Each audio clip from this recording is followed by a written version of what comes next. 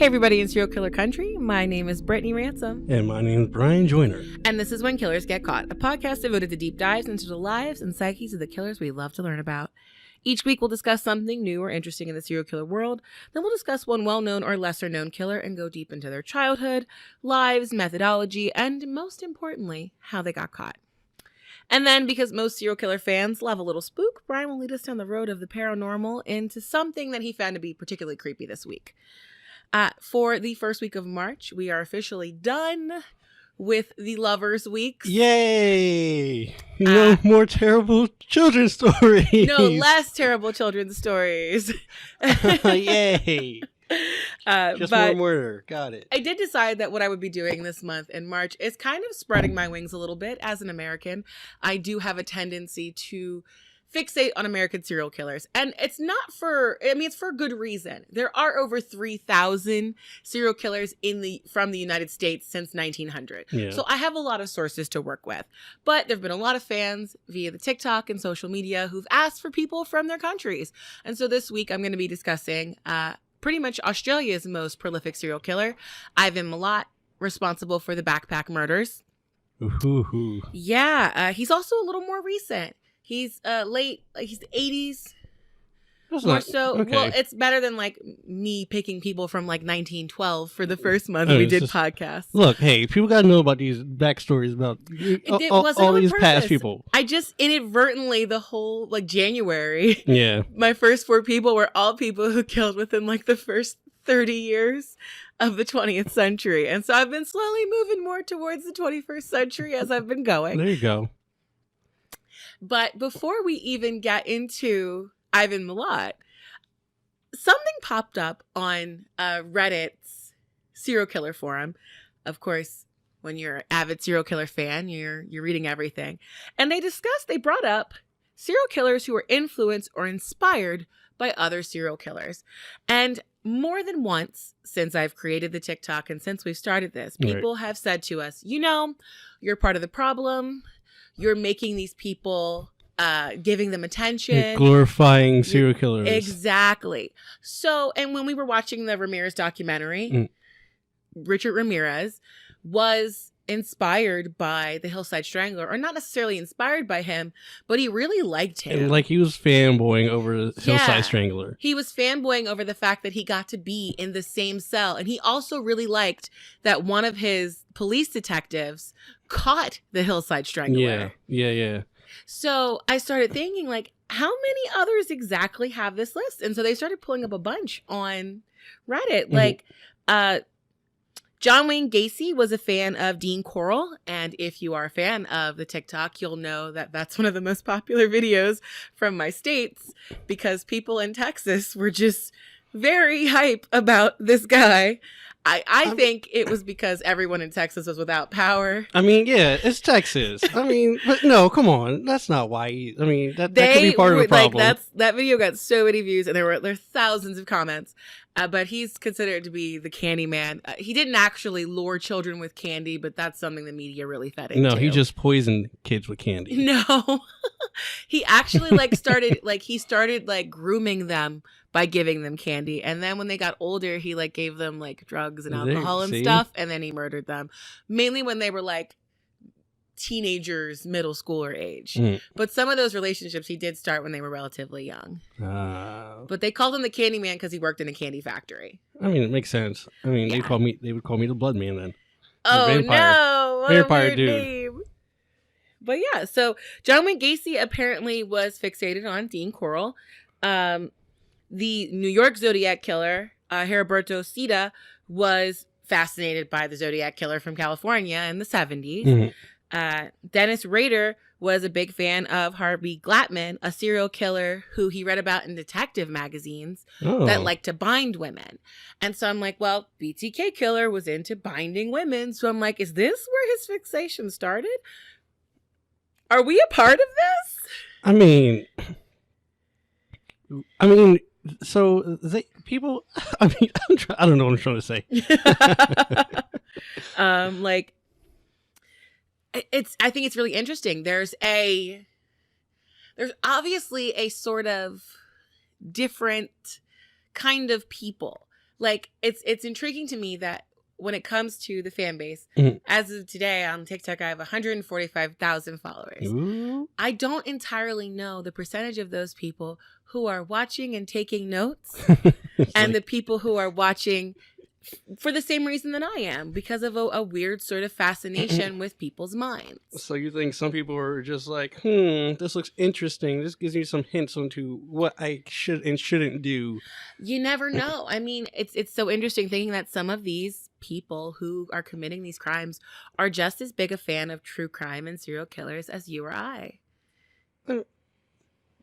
That's true. I mean, everybody has to have their hobbies and their fixations, their fascinations. You know what I mean? Yeah, I guess so. I just, there's so many. And that's Israel Keys, he was caught in Alaska. He liked Ted Bundy. He liked H.H. Holmes. We talked about H.H. Holmes on like the third episode. Yeah. Yeah, Israel Keys. He was the one that had the murder boxes, right? He kidnapped that girl and then he took a picture of her after she was dead and sent it to her family. Yeah. And then he started using her cards while driving all over America. Yeah, he had kill kits set up for that. Yeah, and he like sewed her eye. He sewed her eyes open so that he could take that photo. Even though that didn't help him at all. They still knew something was wrong. I can't imagine why. But he actually expressed disappointment when Dennis Rader got caught. Is it? And that's just so interesting to me. He has no room to talk. Oh my God. He was like, wow, I can't believe he got caught after 14 years. And I'm just... How long did it take for you to get caught, sir? Like a couple months. Okay, shut up. Well, at least after the last one. He got caught pretty quickly after the last one. We know that the chessboard killer, Pushushkin, was obsessed with Chikatilo from Russia, because that was the most prolific serial killer in Russia. So, though they had completely different methodologies, but if you're listening and you're a fan from Russia, I am going to talk about a Russian serial killer this month, but I got to work my way up to it because I find your cities very intimidating to try and say. But I'm working up to it. She's making sure that she can say it. It might be the end of March, but I'm letting you know I'm going to do it.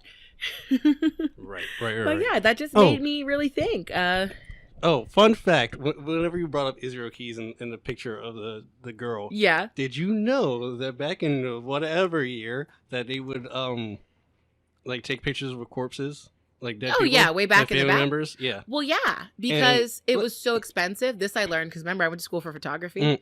It was so expensive because they used real silver to develop the photos. Sometime the only time you got a picture with your whole family was when they died. Yeah, so people donated money and stuff. So they were like, and also it also took so unbelievably long for a photo to be developed and stuff. To develop that the only way you were going to get people to sit still is if they were dead. Yeah. I saw, of course, I was looking up interesting facts and stuff. Oh, right. For your TikTok about weird, creepy facts. Yeah. And I saw this picture and so it was a picture of the parents and their daughter in the middle.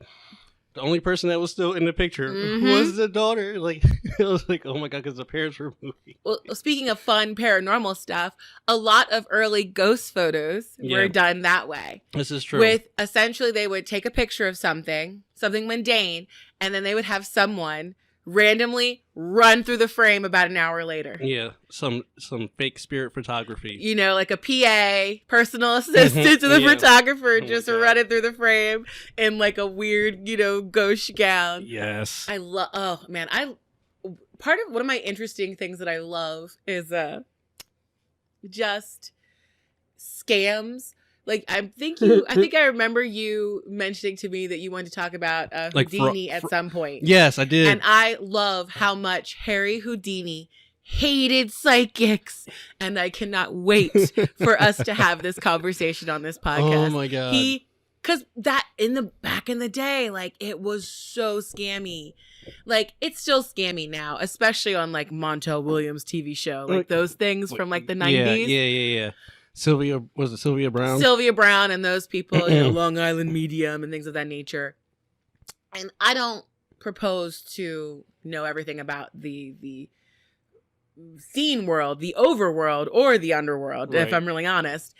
But there definitely are a lot of scam artists in the medium realm. Oh yeah, definitely. Who have been taking advantage of people who are grieving for like 1,000 years, and there is a history of this behavior. Who was it? I used to watch John Edwards, like on it was like after school stuff. And the thing that's so funny about those that we watched when we got home from school and stuff like that, is that when you get tickets for some of those shows, you have to give information. Yeah. So he had all of the information about the entire audience before he even got there. Exactly. So you knew all about you, and he could just call to you without calling to you. Or there'd be a person who like is noticeably in the audience, like super already choked up, and you're like, oh, I'm sensing a loss over here. I'm sensing someone who's lost a loved one. Right. This lady's about to cry in the front of the audience. What are you talking about? She's sitting right in the front row. I don't know where. Somewhere over here. Wait. Oh. I'm getting a D? A C? A, B, C, D, E, F, G? Oh, gosh. Oh, you should. There's a John Oliver episode about that. And it covers like modern psychics. And he showed a clip of this one guy who was just being so rude. And like the psychic was like, wow, I'm just getting a lot of anger and aggression. He's talking about, I believe, your mother-in-law. And I'm hearing bitch. And like, and the people were like, no, that doesn't sound like her.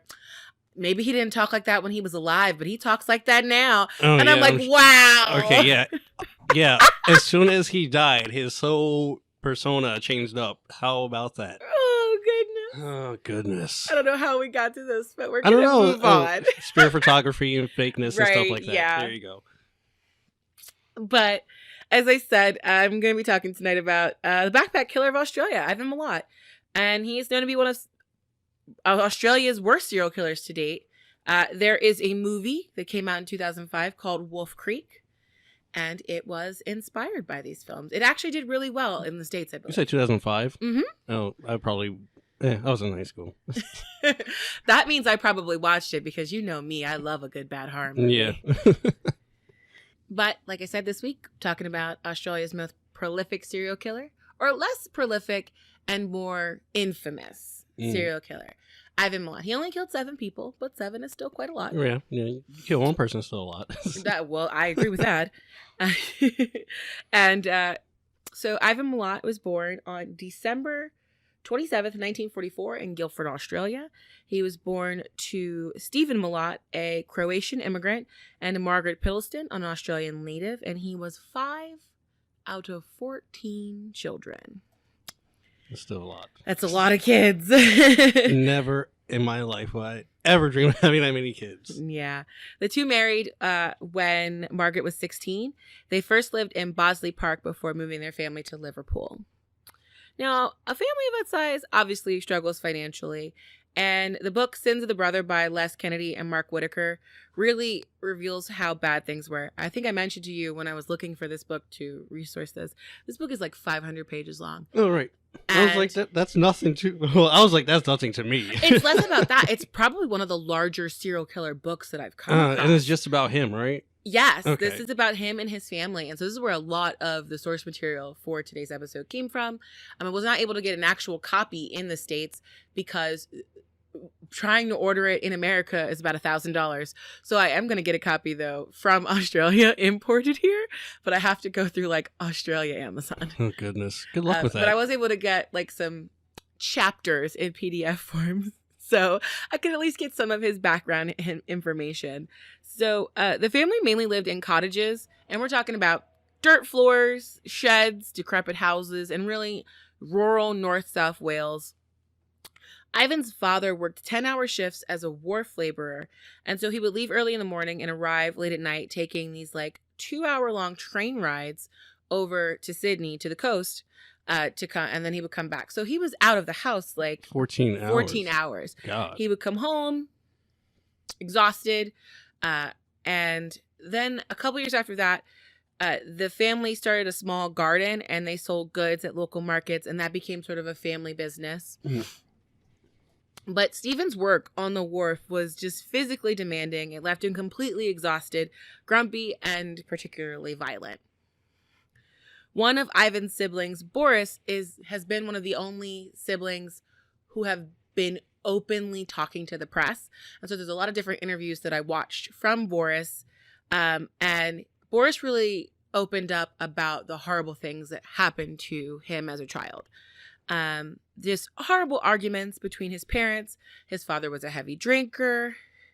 Considering that at one point they lived in a shed, there was almost never an escape from the constant arguing and physical violence that the children saw their mother endure. Boris recalls saying that he didn't go like a week without seeing his mother get hit by his father. Wow. Yeah. And of course, the violence didn't just come from the dad. Margaret was also physically violent with the children. She once cut Boris with a knife out of anger. He doesn't remember why, he says, but he does still have the scar, and he showed it on TV. Right. Another time he got hit so hard with a tomato stake from the garden that it broke his arm. So the police were a regular occurrence, no matter where they lived. And I did mention that there were 14 children. 10 of them were boys. Oh, so they're a rowdy bunch. All exposed to violence by their parents and goodness. also to each other. A rowdy bunch. They grew up with knives and guns as toys and were encouraged to play shooting games in the backyard. And this was their normal life growing up. Not me. My mom would not let us have guns for toys at all. I understand. At where I work now, the kids aren't allowed to even play pretend guns because of school shootings and things of that nature. So it's a whole new era. Yeah, definitely.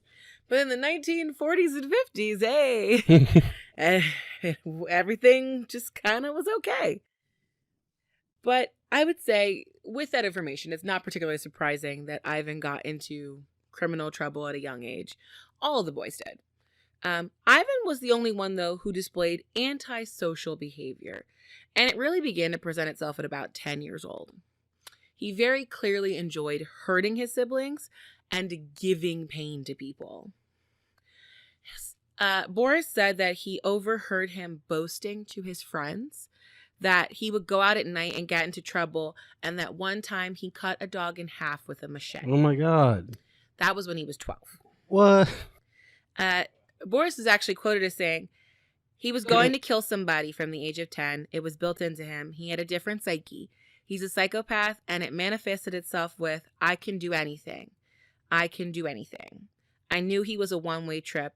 I knew that it was just a matter of how long.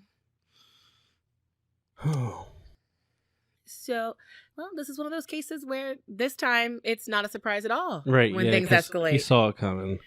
So when he's 13, he got put into a boys' home called Boys Town after an extensive amount of truancy.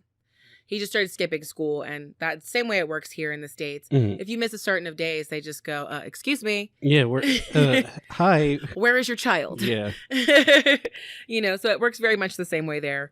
And when he got out, he ended up dropping out of school at 15 because the family just needed money. They were doing all sorts of odd jobs. A lot of the older children were. And he didn't really get into any big trouble until he was 17. And that's when he got arrested for robbing a store. That landed him in a juvenile detention center, and he was there for 18 months. Then 2 months after he was released, he got arrested for driving a stolen vehicle, and they sentenced him to 2 years of hard labor. And it's now 1964. So he is, let's see, because that was 18 months at 17. Like, he's 21, and he's already spent, almost 4 years in jail. Nice. As soon as he gets out, Grand Theft Auto!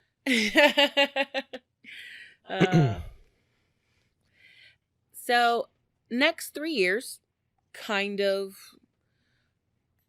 if he's doing illegal things, he's not getting caught for it. Okay. We'll lay that out there.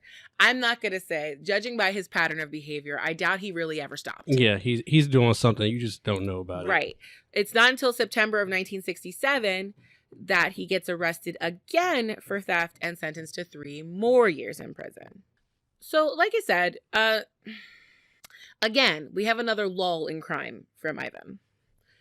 Nothing seems to really happen until his sister dies in 1971. She dies in a car crash, and it hits him pretty roughly. And then, about 2 months later, April 9th, 1971, he hits the road in his Falcon V8.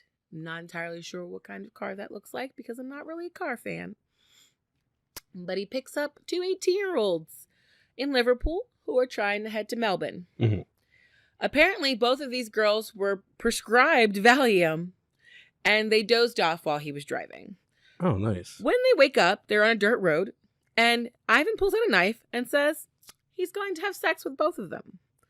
He then says, "You know what I'm going to do? I'm going to kill you. You won't scream when I cut your throat, will you?" Yeah, sir, I probably will. It's going to be a thing that happens. I'm sorry. He ties them both up, and he rapes the one girl in the front seat. Apparently, he decides he's going to wait for the second one because he decides to drive to a gas station and buy sodas for everybody. Oh, how kind of you, sir. And that is the point where the two young women flee his car. Obviously, smart move. So, very quickly, he's apprehended for these kidnapping / rape and attempted murder. Mm-hmm. While he is awaiting trial, he participates in a string of robberies with several of his brothers, one including robbing a bank.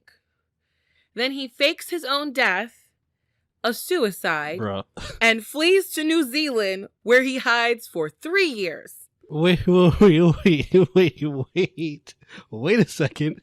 Hold on. He needed money to get to New Zealand, so he had to get it somehow. Hold on. Wait a second. All right. So he's awaiting trial, yes, though. Yes, he is. And he does this. Yes, he does. No. How? Why? Are you a ballsy? Yeah. What this man has in spades is confidence and arrogance. Well, that chutzpah. We are going to see it in spades this evening. So he gets away for 3 years. He hides for 3 years. And then he tries to come back to Australia, where he is arrested immediately. Well, of course, as he should be. Well, things happen here that aren't so good. Wait, what? He gets acquitted of the robbery charge on day 1 of the trial. And then he manages to avoid the rape charge because the victim is an unreliable witness. And my problem is, it's been 3 years. She's not going to have the best memory of the situation. Yeah, and there are 2 of them. Yes. Regardless, there was evidence that he tied both of them up and threatened them with the knife, but that didn't really matter. And that case gets dismissed. That should matter, like, 100%. It should indeed matter.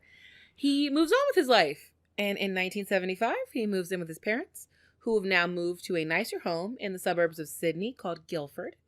He stops smoking and drinking. He takes a job as a long-distance trucker, and he's seen as being a very respectable and hardworking man. Oh, wait, you just mentioned a trucker. And I did indeed mention a trucker. The red flag just went up in my mind. You're right, because we have talked at length about how long-distance truckers, at least in America, are one of the top 5 jobs for serial killers because of their ability to travel long distances, and they will pick up people in one location and drop off their bodies in entirely different states in America. Okay. So we're going to get a crash course in how this actually works.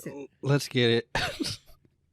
But for the next 20 years, he works on and off for the Roads and Traffic Authority all over the state of New South Wales. During that time, he meets the woman who'd become his wife, and I only refer to her as Karen because that is what she is referred to in court documents because she has been in witness protection. Okay. So they do not list her maiden name, none of that. She's just known as Karen Malott. His daughter, he did have a daughter with her, sadly enough. She's still alive, and she's kind of sad. But Karen, he meets Karen. She was 17, and she got pregnant by his cousin, Mark. Wait. And they apparently met each other and liked each other. I'm guessing she and Mark weren't together anymore. So, okay, never mind. Okay. Listen, more than once when I was reading different things, testimony and other things, news articles from the different newspaper, people referred to this family as a hillbilly family. I was just like, okay, so your wife was with your future wife. Oh, your future wife. She was okay. Future wife, 17 years old, pregnant by your cousin Mark. Your cousin Mark, but she got pregnant. So she had 2 daughters then, right? Or no? She had a son. That's Jason. Okay, so yeah, she had a son and a daughter. And the daughter is actually Ivan's daughter. Okay. They have later on. That's what I was, okay. And they begin saving money for a house. She has the son, Jason. He treats Jason like it's his own child. They also have their second daughter, Lanice. And they get married in the mid-'80s. He did not invite his family to the wedding because they were in the midst of a feud. His father had died from bowel cancer in the early 80s. And more upsetting for Ivan was the fact that his brother had gotten into a serious motorcycle accident and suffered a traumatic brain injury. The brothers are very, very close in ways that are not good. Not in like a dirty way, but in like a we're willing to lie for you way. Oh, okay. So, I mean, they've been partners in crime their entire life pretty much. Mm-hmm. And so I think that was one of his that's deep bond that happened there. And what we'll find here is that a lot of Ivan Milat's crimes happen when he is going through some level of emotional turmoil. Huh. Now, what happens next is that he starts working for the Department of Main Roads. And while he's working there, he's gone for about 4 or more days at a time. This would be kind of the first time that his marriage is really tested. But another thing that really tested his marriage is that he was considered to be kind of a tightwad financially. And that's not unreasonable if you know anybody who was born in poverty. It's very hard to shake the thought process that even if you have money now, you are afraid of when you won't have money. Yep. So that really took a toll on his marriage. And he began cheating on his wife with the first wife of his brother, Walter. Oh, very nice. Okay. He also started abusing Karen. And finally, on Valentine's Day, 1987, while Ivan was away at work, Karen packed up the house and left, took all the furniture, and he didn't see his wife again until 7 years later while she was in witness protection and provided evidence to help convict him. Ooh. But we will talk about that part later. But in 1989, Ivan had quit his regular job working on the roads, and he had changed his name to avoid paying taxes as well as try not to pay Karen alimony after their divorce was finalized. This is also the year that the first 2 hitchhikers, Deborah Everest and James Gibson, go missing.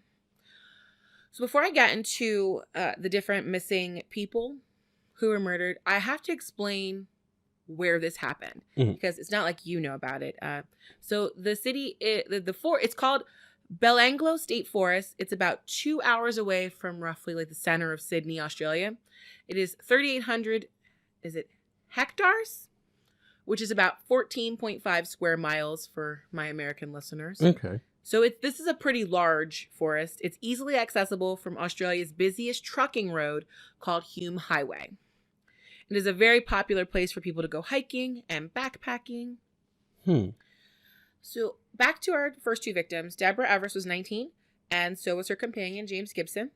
They were considered missing ever since they left Sydney to attend Confest on December 29th, 1989.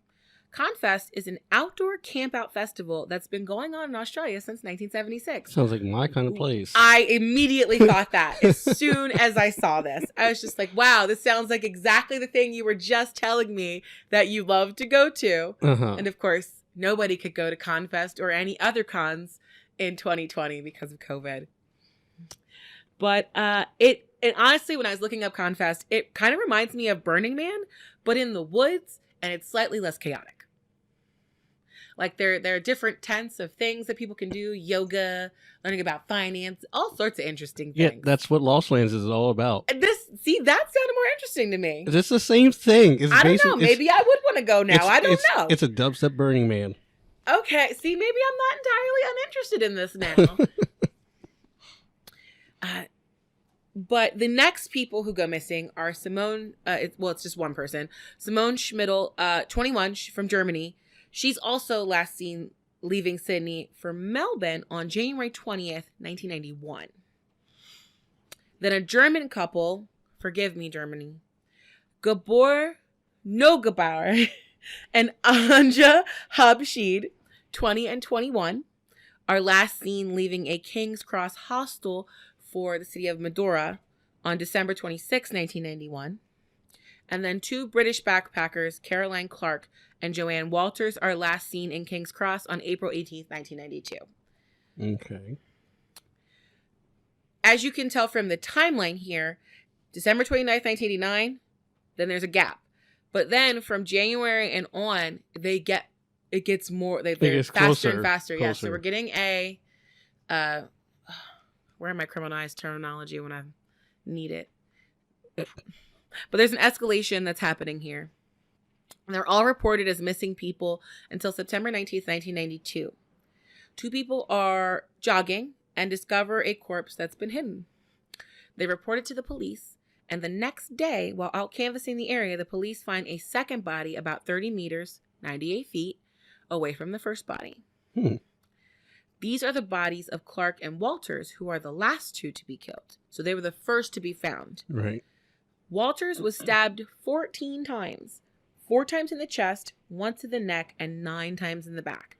The stabbing in the neck would have been the one to paralyze her.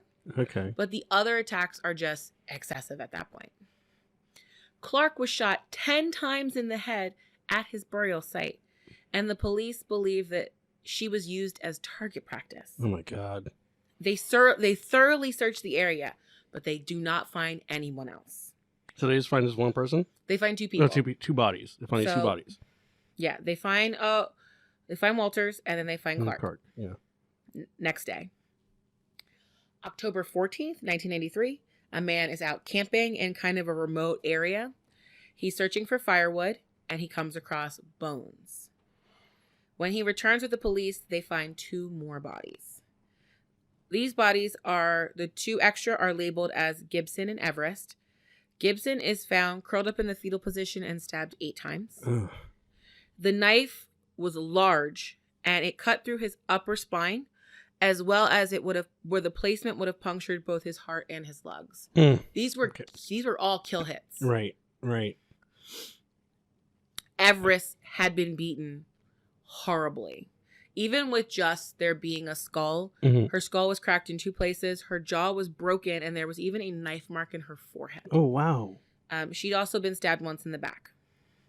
Now, finding these 2 bodies actually confused the police for a little bit, because Gibson's camera was discovered shortly after they went missing in 1989.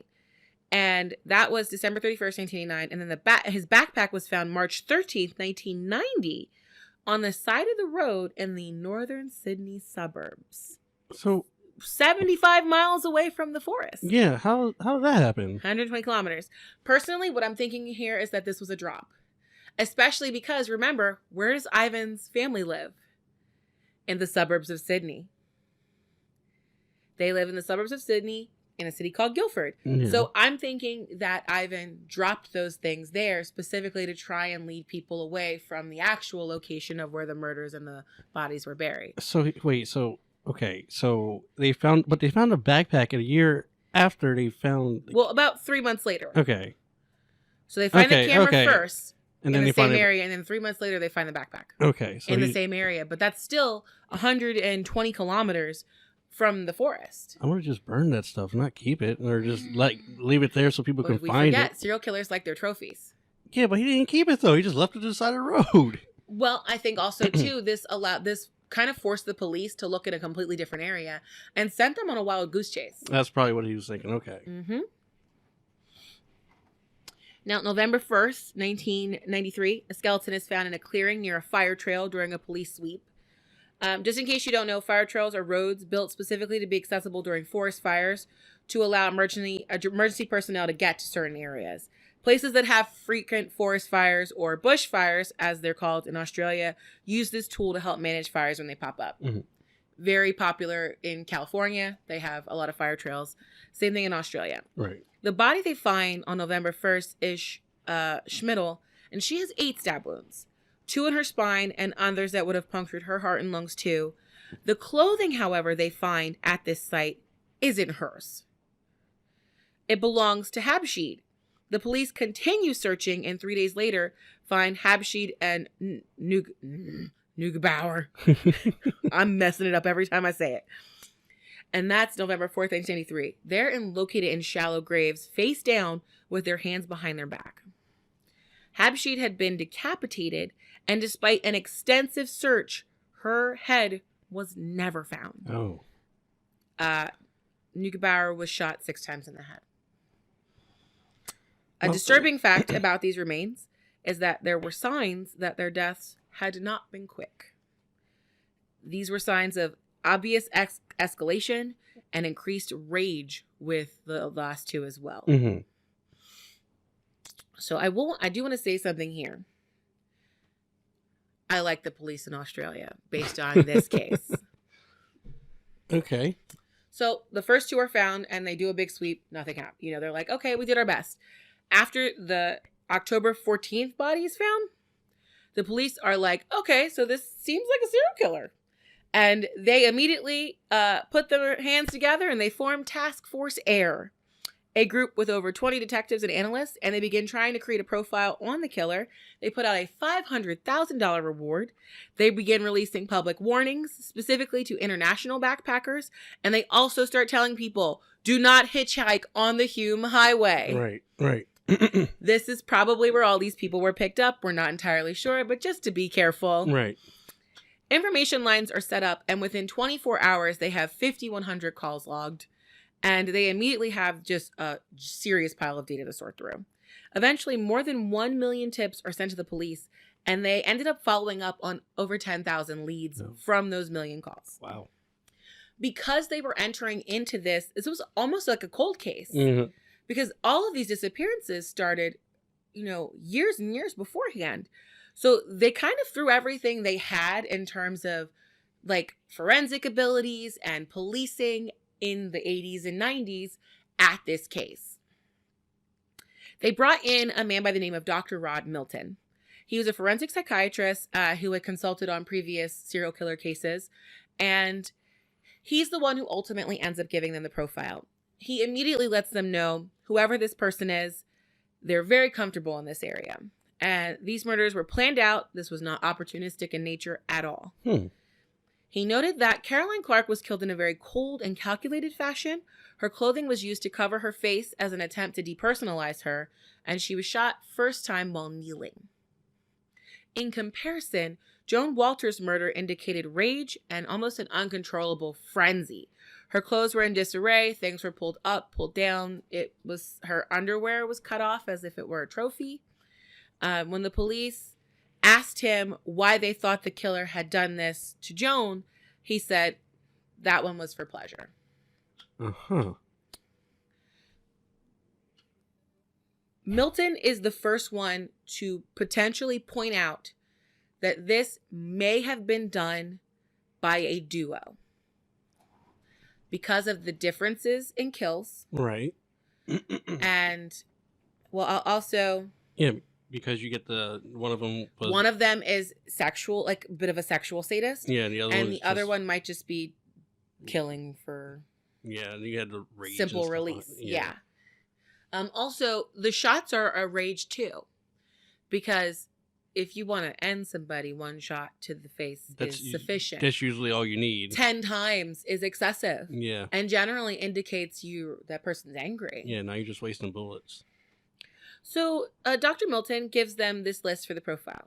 He says, whoever this killer or killers are, they live on the outskirts of the city in a semi-rural area, employed in a semi-skilled job, probably outdoors, are involved in an unstable or unsatisfactory relationship, has a history of homosexuality or bisexual activity, has a history of aggression against authority, and would be in his mid-30s. Oh.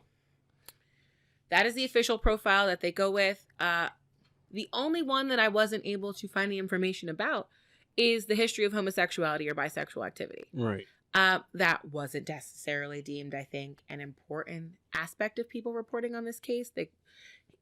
Ivan Milat was only seen dating women. Yeah. So if he did have that or any of those desires as a bisexual man, he didn't release them. Right. I like how they can profile ages. Well, at this point, we've researched so much. Honestly, the majority of serial killers are in their 30s. I mean, that makes sense. That's like you and I are in that age range. You're in your, I guess, golden years now. So you're well off in your 30s, I guess you could say. Back then? I think it's not so much well off. A lot of the people have focused, like a lot of them, especially after the video that I posted on TikTok the other day talking about motivation, the majority of people who were committing serial killer crimes are doing it for pleasure. So a lot of them have been thinking about these fantasies for decades, like since they were children. This is true. And so after this prolonged amount of time, they feel the desire to act out on them. Mm-hmm. Okay. But moving on with what the police begin using a computer system called Netmap, and that charts all of the connections between all of the information they're receiving. Names, addresses, what suspects they're coming in own, what kind of guns they own, what kind of vehicles, satellite photos from the times all the backpackers went missing. The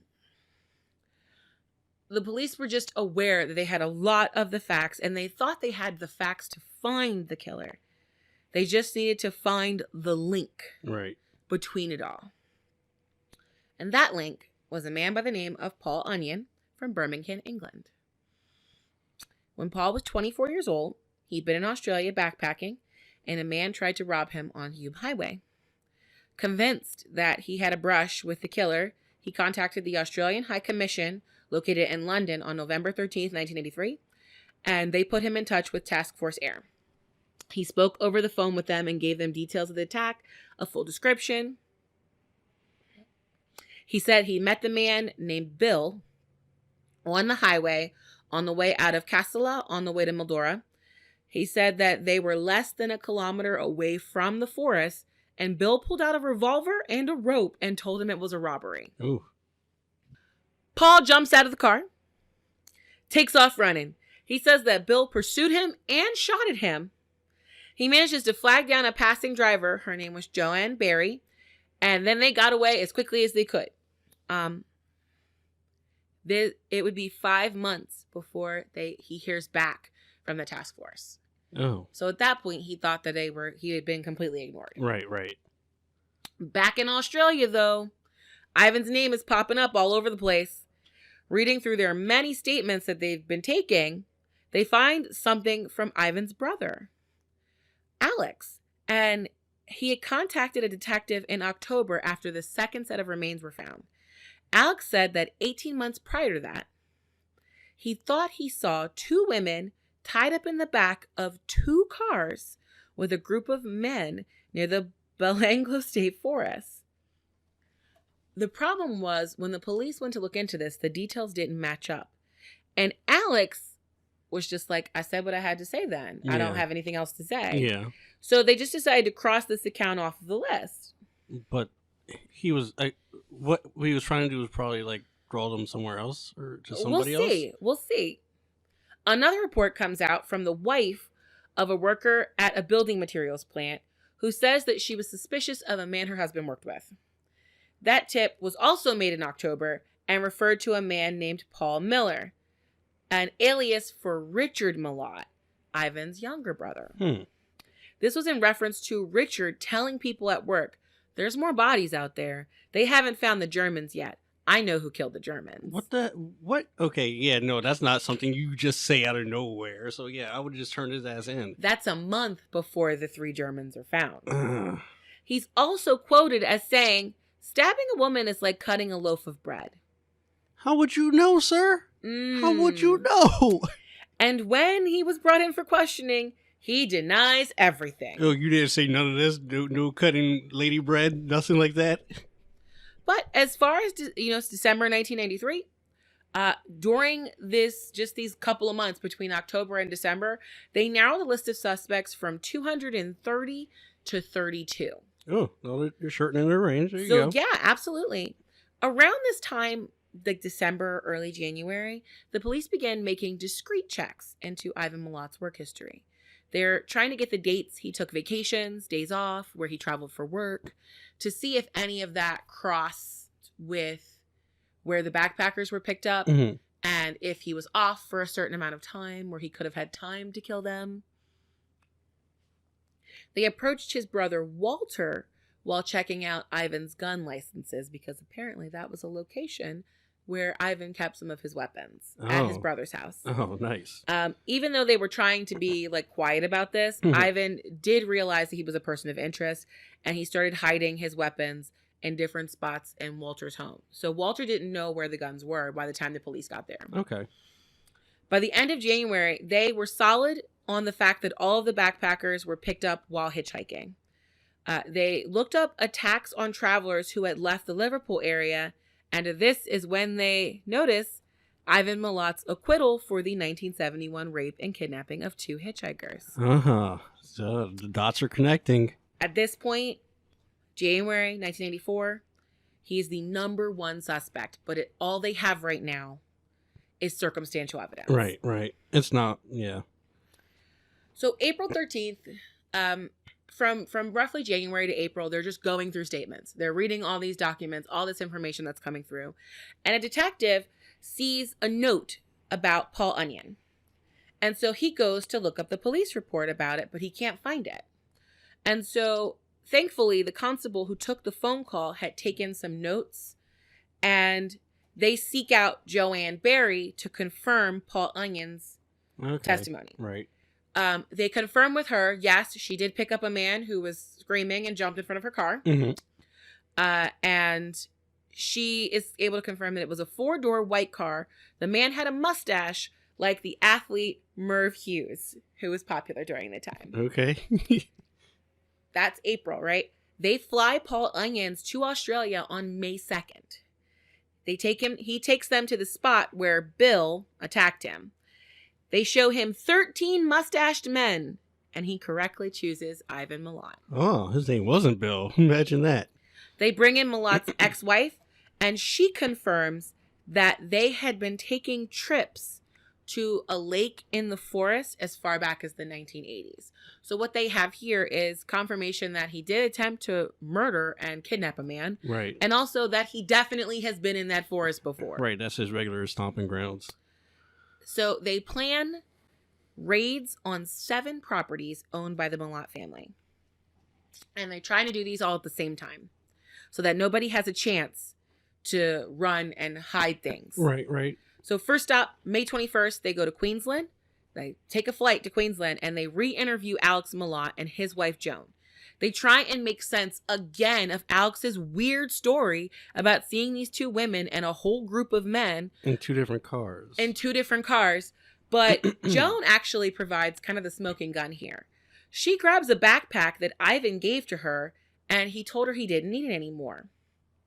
She gives it to the police. They do some testing, and there's DNA evidence that it belonged to Simone Schmidl. Oh.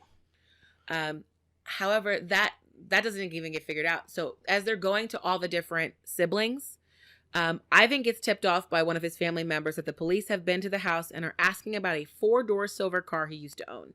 Then at 2 a.m., his brother William calls and tells him that the cops came to him to ask about the car and the robberies that they committed in the 70s. At 6 p.m., the police call him on the phone and tell him, you need to come outside. Oh. He's like, this is a crank call, and he hangs up. They call 2 more times.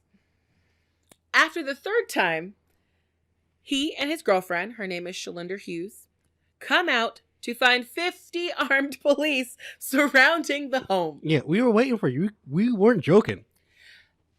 They don't even take him to like a precinct. They begin interrogating him in the house. Oh, wow. Just on the spot. For 3 hours. But Ivan does not break. He gets arrested for armed robbery, using a revolver with intent to commit an indictable offense, and that's for his attack on Paul Onion on May 23rd. So that allows them to take him in and gives them full reign of the house.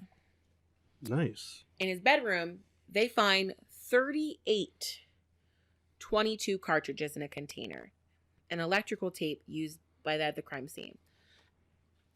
Which means all of the rounds that he used to shoot these people, all of the casings, he saved. He picked them up and saved them. He saved them in a container. Wow. And kept them in his bedroom. That's his trophy. There you go. That's one of his trophies. Oh, he has a lot of trophies. You're going to find out Oh my right God. now. No, just the bullets is fine. So one of the weapons that was used was a Ruger. It's a kind of rifle. And they don't find the actual rifle. But what they do find is a manual in the spare bedroom for using the rifle. Right. Okay. They find ammunition for it. They find a Bowie knife. That's in the laundry room. They find 32 Browning pistol ammunition and the pistol. Then inside of a wall, they find the trigger for the Ruger. Oh, okay. So it's there somewhere. In a cabinet, they find more gun parts to guns that Malott denies ever owning. How these guns get here then? They find a water bottle owned by Simone Schmidl, an Olympus camera owned by Caroline Clark, foreign coins from all of the victims. In the garage, there was a pillowcase containing 5 sash cords. One has DNA that was ultimately matched to Clark. There was a tent that belonged to Simone Schmidl, a homemade silencer. Malott also lived there with his sister, and in his sister's room, he stored sleeping bags that belonged to Everest and Schmidl. There was even a photo of Ivan's girlfriend wearing one of the, it's this green shirt that Caroline Clark had brought with her to Australia. So what was he trying to do with all this stuff? Just take it to... I'm just really offended by the fact that he gave the shirt from his murder victim to his girlfriend so she could wear it. Of course he did. And he could see her wear it and probably kind of get high off of the murder. Yeah. Whenever she put it on. Yeah, that's exactly what he did. How grotesque. Oh my God. As they begin doing searches on the rest of the family homes, they find even more of Ivan's trophies. What the heck? How much you take from these people? All of this was circumstantial, though. They had no evidence. They still had no evidence proving he'd ever been in the forest. Mm-hmm. They kept returning to Alex Malott's bizarre story. That on Easter in 1992, he was driving past the forest. He saw 2 girls gagged and tied up in the back of 2 4-wheel vehicles. Alex gave very detailed descriptions of both the men and the guns they were carrying, even though they were driving in opposite directions. The friend he was with could only verify part of the story, that it was these white cars that passed them. So the police look into some of the information that he gave the first time, and they realized that there is a parcel registration number that Alex gave them. And that links to a car that used to belong to Ivan. Oh, there you go. So what the police assume is that this was the way for Alex to kind of help them without feeling like he was abandoning his brother. He maintained throughout this whole thing, I told you the whole truth of what I saw exactly in the forest. And they're like, all right, buddy, thanks. They had a pattern. They had a connection to the car that they were looking for. And the timing of all of these attacks coincided with moments where he was either emotionally unstable, he was in the middle of a breakup, a relationship ended. There was even a situation where he attempted to kidnap 2 Asian women to assault them in 1984, and the 2 girls escaped into the forest, and they just hid while he was stalking the forest looking for them. And that time slot fit exactly into a time period where he and his ex-wife were fighting and on a break. So it was if he was taking it out on all these other taking people. it out. So that might explain some of this rage that he's enacting on these victims. Okay, that makes sense to how some of the bodies were found. Mm-hmm. Yeah. The evidence was sensational, and it was international news, which kind of worried the prosecution here. The judge warned their jury, it had 8 men and 4 women, that the case was going to be emotional, confusing, confounding, and contradictory. Later on, he stated that in all of his 17 years as a judge, he had never seen a case where the prosecution and defense stories were so different. And he said it was as if at times they weren't talking about the same case while they were in the same courtroom. Now, to explain to you, this is an extensive trial. His committal hearing lasted from October 23rd to December 12th, 1984. That is just the hearing to determine what evidence is admissible and what stuff's going to trial. And that took almost a month. There were 200 witnesses there. And in a really annoying factor, the 1971 attempted rape is not admissible. They are not allowed to bring it up at court. Of course not. But regardless, the official trial starts March 26, 1996, and it goes on for 18 weeks. The prosecution took 16 weeks of that time. There were 145 witnesses, including like almost all of the members of his family who were trying to provide alibis for the days that these attacks happened. Right.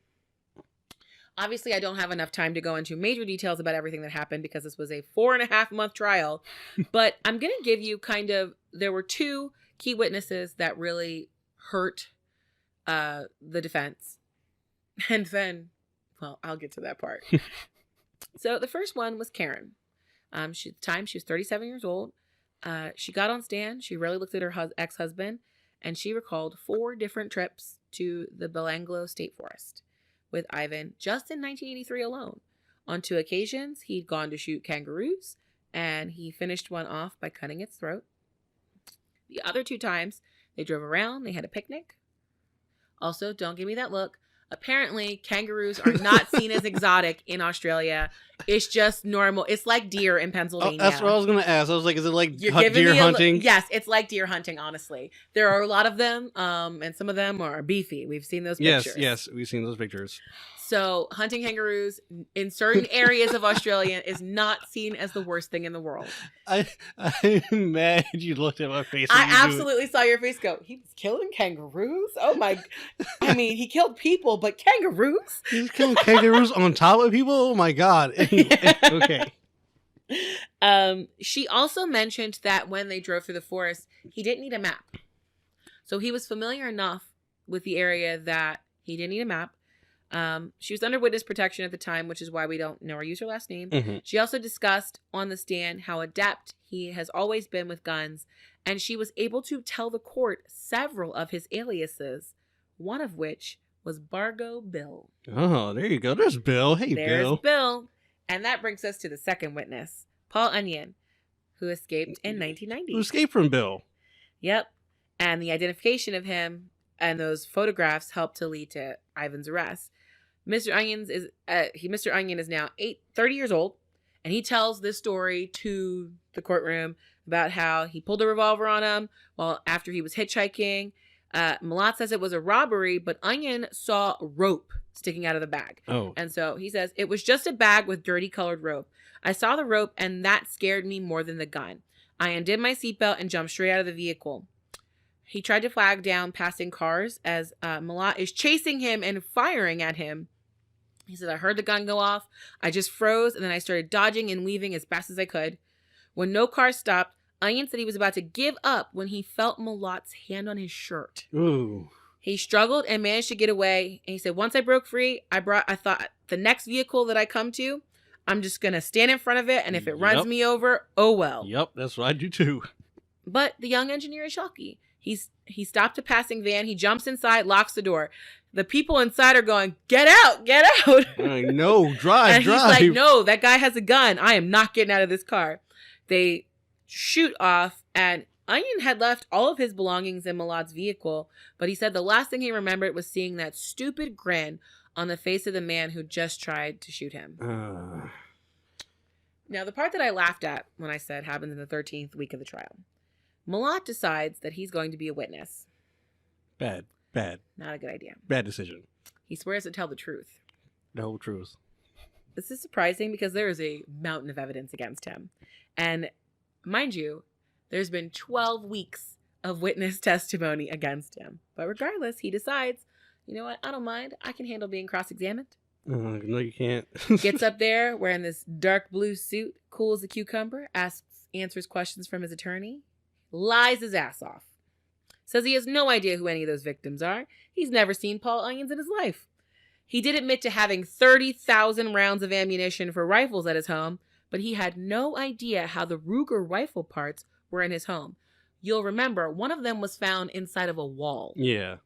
So you hid him. You hid that. He still claims, directly going against his wife's testimony, that he has never been to Bel Anglo Park. Oh, yeah? I mean, State Forest. I keep saying park. Where all his kangaroo meat come from then? He has no idea why so many of the items from the missing backpackers were in his family's home and his own home.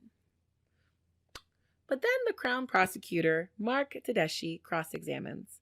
And I'm just going to read this direct quote from him because it's just a thing of beauty. Chef's kiss. Let's go. He says, so you asked the jury to accept that someone broke into your locked house despite the burglar alarm, planted a Ruger rifle bolt in the ceiling of your garage, dropped the weapons receiver in one of your boots in the hall cupboard, making sure both gun parts were painted in the same camouflage colors you use on all of your firearms, then left a single fired cartridge linked to the murder of Miss Caroline Clark in a plastic bag on the bed in a spare room. Malott only responded, they must have. Dude, no. This might be the lowest point for the defense here. And it really never recovers from this line of cross-examination. I would have warned, like, no, do not get on the stand. Do not. If you're going to sink this case, you're going to jail, sir. So we get to the 18th week. Tedeschi makes a final statement. He says that Malott's incredible arrogance and unbelievable self-confidence led him to keep the victim's camping gear and parts of all of the murder weapons in his home. He says that Malott not only fits the physical description given by Onions, but that his four-wheel drive and revolver with copper-tipped bullets matches the traveler's testimony. Malott often visited Lombardo's shops at Kassala, which is where he offered the ride to Onion. Okay. Another quote, it is my submission there is only one person in the whole of Australia who matches all of these descriptions. The man, the car, the equipment, and the place, and that is the accused. He says, it's almost as though the accused left a fingerprint in the forest because of the incredible coincidence of all of the items being linked to him. Right. The only thing you were good at was hiding the bodies until people started finding them, and then we all linked them all back to you, buddy. In response, Ivan's attorney makes a strange assertion. And he brought up a theory that has kind of stayed with this case ever since. And all he says is, it could have been any of the brothers, honestly. They were all raised in the same environment. They were all hyper violent. And he just goes, you know, what's the difference? He's like, if somebody who did all of these heinous things would have no issue framing my client. Are you kidding me? Because whoever did this is an evil, evil man. Yeah, your client. Definitely did it. And I'm pretty sure none of the brothers wanted to, like, they were all, like, you said they were partners in crime anyway. Mm-hmm. So they wouldn't frame each other. And on Saturday, July 27th, 1996, after a 4-month trial and 20 hours of straight deliberation, the jury returns. The foreman stands up and reads out guilty on all charges. That's 7 murders and attempted kidnapping. Mrs. Gillian Walters, the mother of the Welsh backpacker Joan Walters, just cries in the audience. Malott doesn't react. They immediately give a sentencing that he's going to spend life in prison. Right. And not like American life of 30 years. This is natural life. There's no parole, nothing like that. Good. Your smile just now. The whole nightmare for the grieving families and an outraged Australian public seems to be over. But there are some disturbing surprises to come. When he gives the sentence, Justice Hunt states that Malott's callous indifference to the suffering of his victims is almost beyond belief. And he suggested that the backpackers, that Malott got psychological gratification of attacking them, but then the judge states what police investigators and the families of the deceased and public feared the most. It is inevitable that the prisoner was not alone in this criminal enterprise. He may not have been. May not have been. Several of the victims' families agree with us. They're all happy that Ivan was in jail, but there's huge speculation that one of the brothers helped him. But they don't know who. Yeah. And Ivan's not going to tell. See? They're all like... His first day in prison, he's beaten by inmates at the prison's called Matlin Goal. He tried to escape in 1997 with another prisoner who was there for drugs. He also tried to appeal in 97, 2004, 2006, and 2011. All were rejected. He died in 2019 of esophageal cancer at 74 years old. Oh.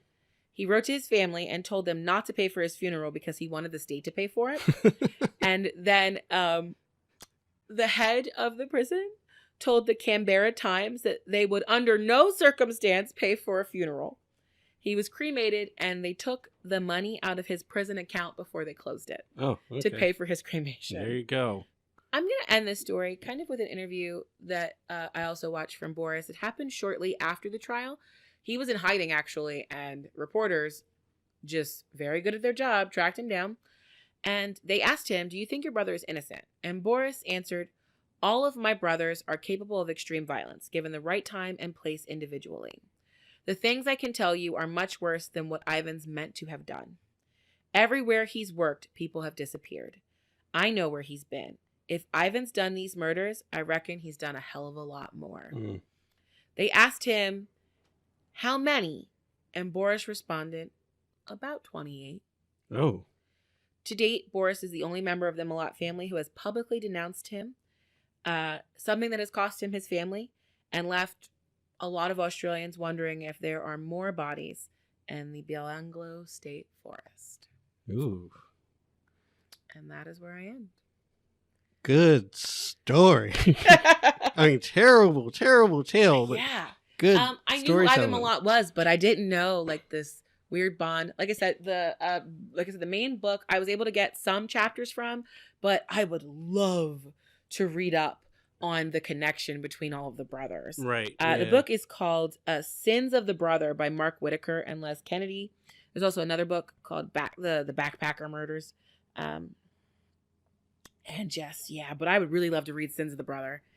Like that's, I want to know about this weird connection between his family and the bond that happened over all of them being abused. Yeah. That's really the key there.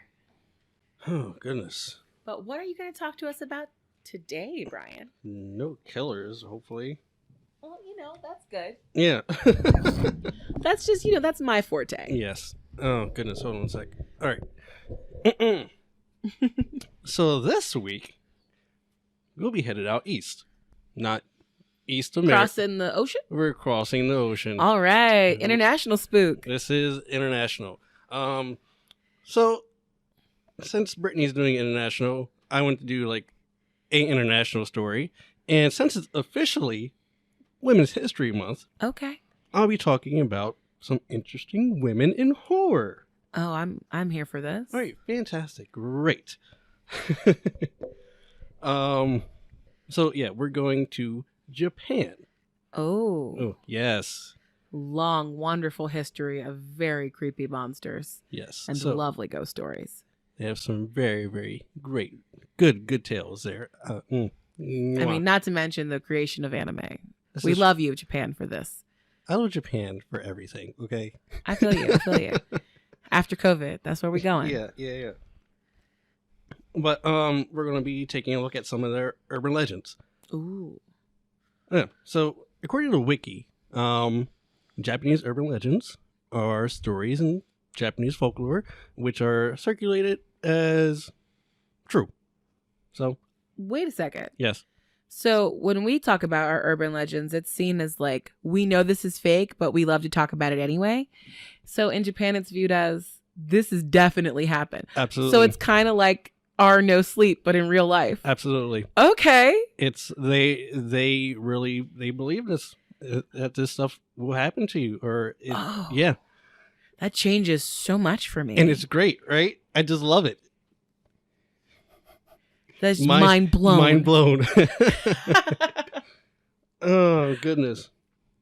So I'm not sure how many I could fit in here. I wrote down 2, but let's see how far we'll get, because the first one's kind of a long one. Well, I guess if you can't get through both, you'll have to do the next one next week. Yeah, there you go. But I'm going to try to get through this and see how it goes. Okay. So first I'll be talking about, as part of the inspiration for a very popular, very tall, very beautiful vampire woman. No way. I wrote down vampire mommy, but because shut up. I'm not going to say the word that has been on the internet for weeks now. But no way, for real? Yeah. I didn't know. I thought that was completely from the minds of the Resident Evil people. But then again, they are from Japan, so this makes entirely lots of sense. So this person has got a lot of men and women wanting her to sit on their faces. All right, I'm just going to say it. Mommy milkers. That's what I've been seeing on the internet for like a month now. And you know what? I'm with it. Shush. Oh, my goodness. I bet you are. Yes, death by Snu Snu is one of my favorite ways of dying.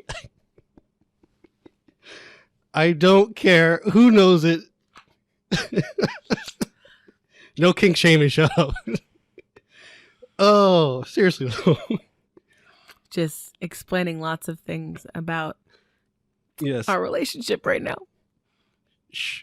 So, lady, I'm trying to. Oh goodness, yes. Shush. So, Lady Dimitrescu is a tall and powerful woman who should not be sexualized. All right. But even though that's entirely what the internet has been doing for the last month. Yes, but she's a powerful woman. But besides her, I was like, can you say her name again? No. I want to know. It's Dimitrescu. Dimitrescu? Yes, lady. Okay. But yes. So anyway, I only asked you because you were laughing before. I know. I was trying not to. I was trying to say it without laughing. Okay. So anyway, one of her inspirations was Hachishaku Sama. Mm-hmm. Translated as 8-foot tall woman. The direct translation is 8-foot tall woman? Yeah. All right. Just getting straight to the point in Japan. Because she is an 8-foot tall woman. There you go. Okay. So I'm going to keep saying her name because I like saying her name because it's nice and long. Dimitrescu? No. No, we're done talking about her. Oh, okay. I thought, which one are we talking? Okay, say the name of the Hachishaku Sama. Oof. Okay, I'm not repeating that. She's a Japanese urban legend, and that kidnaps children. Oh. So another tall person this week that likes to take children. Right. Last week we were talking about Slendy, and now we've moved on to Hachishaku Sama. Thank you. There you go. Okay. So some people, they refer to her as the Japanese cousin of Slender Man, but I'm like, okay, but she's been around longer. But she existed first. Yeah, so don't compare her to Slender Man. Like, if anything, he's based off of her. Right, yeah. So don't disrespect her also, he's a creation of the minds of the internet. This is true as well. This person existed before we had the internet. Yeah. Which is interesting. So, if you hear Hachishaku Sama, you'll think, I don't know what I'm trying to say, but it's different. Her voice is a little different. Is it like a siren? No. No, it's not pleasing. No, it's not pleasing at all. But so if you hear her screaming? No. Okay, so not scary. Not that kind of scary, but no. Okay. So if you see her in her true form, you'll hear a masculine voice going, "Po, po, po, po." That's terrible. It's horrible. I see this beautiful tall lady, and then I hear a man. This is awful. So this is horrible. It's like just oh my god. Anyway, I'm not going to talk about this and look out your window at the same time. So we're not looking out the window. Yeah. See, look at you. So she wears a white dress and a white hat, a white, I guess we would call it like a sun hat or something. Do you know what I'm talking about? Mm-hmm. Yeah, okay. I'm trying to think in the history of my life of knowing about creepy things from around the world if I've ever seen a picture of this before. Probably not. She's tall. She wears a white dress. She has long black hair. And that sounds like big a lot white hat. but the only difference is that sounds like a lot of the Japanese like scary women in their in stories. Oh, well, but if you said she's tall. Yes. That would be bigger than everyone else. She's 8 foot tall. You've not seen... That's a picture of her. Mm-mm. No, nothing like that? Okay, anyway. Okay, cool. Yeah. Where was I at? Oh, yeah. So she could change her appearance to a relative of the child that she's trying to abduct. Oh, right. She's a child kidnapper just like Slendy. Yes. Or I've Does seen this... she eat them? I've seen this somewhere else, that she Okay. changed herself to another small child as well to, like, lure them away. Okay. I'm not sure that she eats them, per se. I Mhm. know she's after them for something, just like Slenderman. You don't know what happens to them. They just disappear one day. Okay. So when she takes a liking to a child, they'll disappear within a few days of meeting her or the first day of meeting her. Like if you can get away from her for like a couple days, this is where I'm going to. She don't stop. Oh no. She will not stop unless you like leave a certain amount of like a distance away from her. Okay. Or like just leave Japan altogether. Or yeah. But at least we're safe. She only wants kiddos. Well, you're not safe. You got kiddos in your house. But if you're a child and she takes a liking to you when you're a child, and you happen to like get away from her for years and years and years, guess what? She'll still want you when you're an adult. Oh, I don't like it. Yeah. So how do you know that she took a liking to you? Oh, if you see her and you hear the po po po. So the po po po means I like you, not I'm gonna kill you. No, that means... I mean, that's the same thing. Basically. I like you and I'm going to kill you. Basically, it's the same thing. I like you. I want you. Hey, I just met you and this is crazy, but I'm going to stalk you until you're an adult. Yep. Okay, so there's a way to get rid of her. Get rid of her from your life. Mm-hmm. We'll get to that later. So she was in... Okay, this is a little backstory of her, Hachi Shakusama. Mm-hmm. She was imprisoned in 4 small Jesus statues. Oh. So do you know Jesus statues are? I've seen that word before. Okay. Is it Jisoo? Jizo. Oh, wrong word then. So let me go into the backstory of these Jizo statues. Okay. So I just want to see what they look like. Jizo or Ojizo-san or Sama are statues. Oh, I've definitely seen these. Yeah. These are like in people's houses. It's like positive thing. Yeah. Yeah. Okay. Yeah, they are. They're for positive reasons. So they're little statues of little stone statues that resemble children or Buddha-like figures. Mm-hmm. They represent Jizo. I did not look. There you go, my famous line. I did not look this up. I'm gonna butcher this. I'm sorry, Japan, but it's Jizo Bosatsu. That's what I'm going with. And he's a divinity in Japanese Buddhism who protects children who have died before their parents. Aww. Next page. Turn the page. Yeah. If you lose your kids, you need someone to pray to. Yeah. So the thought is, if a child dies before the parents, or just dies, they haven't gained enough good karma on Earth yet. Right. So they're sent to a limbo type place called Sino Kawara. Kawara. Okay. Oh my goodness. It's a riverbank in the Sanzu River. Their children must endlessly stack up piles of stones or pebbles to make a tower in order to atone for the suffering and pain their parents have from them passing. So often demons will come out of this river and knock over the stone towers. So the kids are endlessly trying to keep rebuilding these towers of pebbles. Sounds like a terrible little purgatory. Yeah.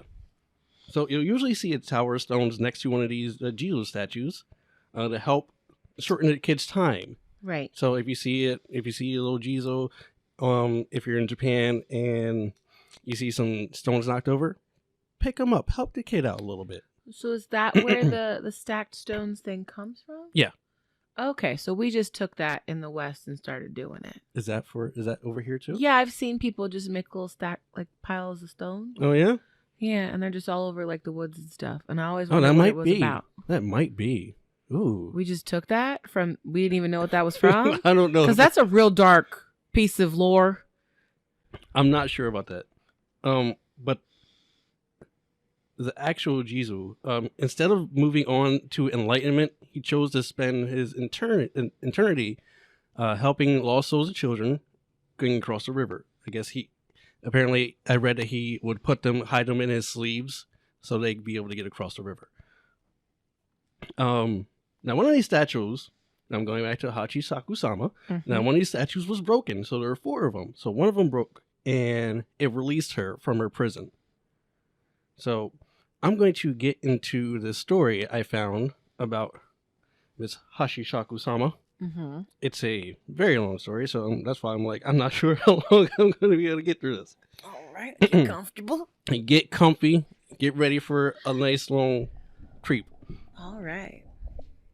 All right, hold on. Let me wet my whistle real quick before I start reading. I don't want chapped lips while I'm reading. Important. Okay. My grandparents lived in Japan. Every summer, my parents would take me there on holidays to visit them. They lived in a small village, and they had a big backyard. I loved to play there during the summer. When we arrived, my grandparents always welcomed me with open arms. I was their only grandchild, so they spoiled me. The last time I saw them was in summer when I was 8 years old.